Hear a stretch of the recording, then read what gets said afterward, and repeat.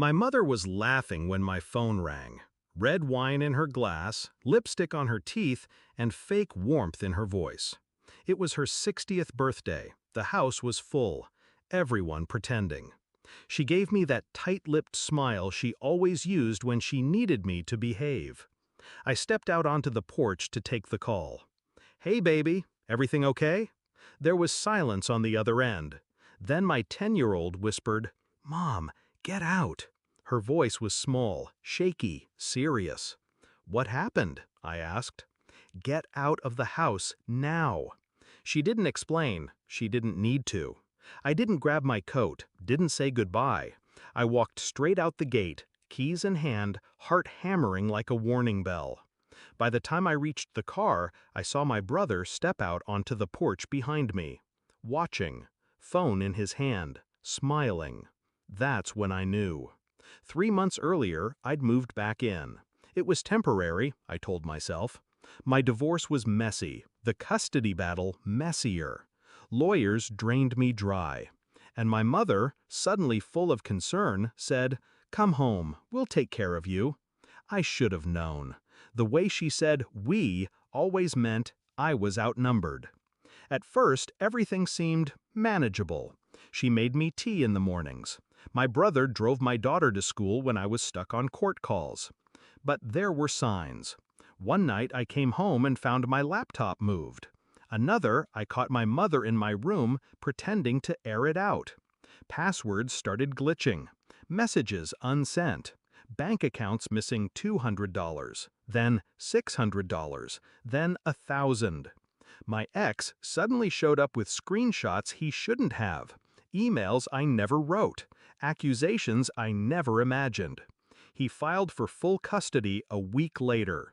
And then the look on my brother's face, that smug, calm smirk when I told my mother, she didn't even blink, just said, "Maybe it's for the best. You need rest."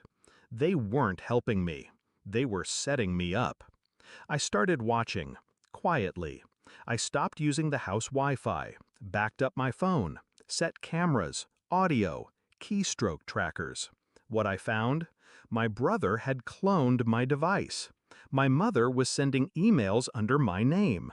They'd planted fake messages to my ex, fabricated a journal, one that made me look unstable. They were building a case to take my daughter from me, a full narrative. A woman on the brink, living under her mother's roof, losing grip, lashing out. It would have worked. It almost did. Until my daughter found the journal in my brother's closet. Until she read the final entry, dated 2 days in the future.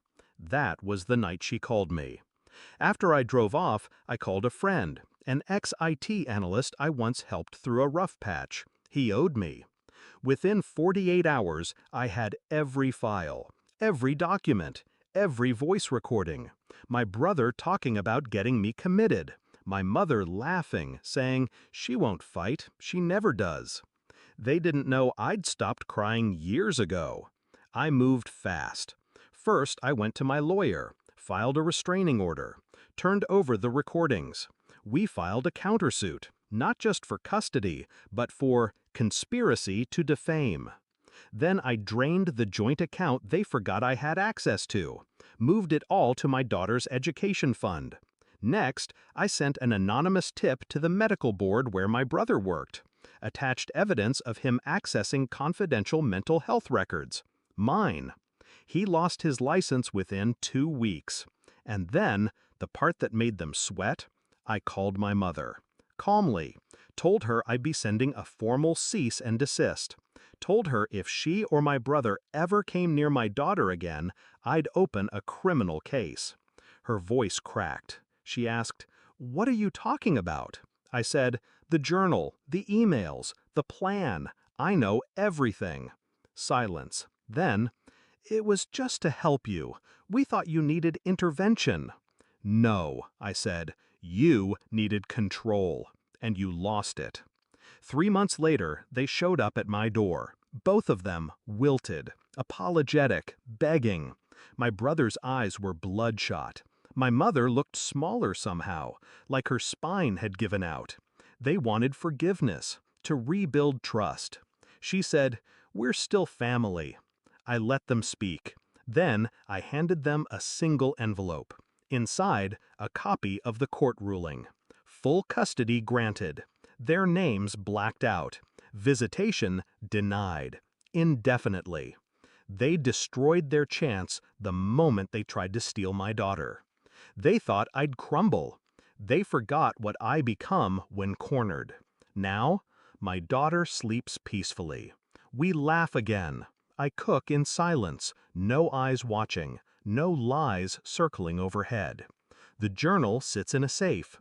I read it sometimes, a reminder of who they thought I was, and proof of who I really am. I didn't burn it. I want it to last. Let them remember. The story they tried to write about me, I rewrote it. With truth, with vengeance, and with a daughter who knew her mother wouldn't retreat.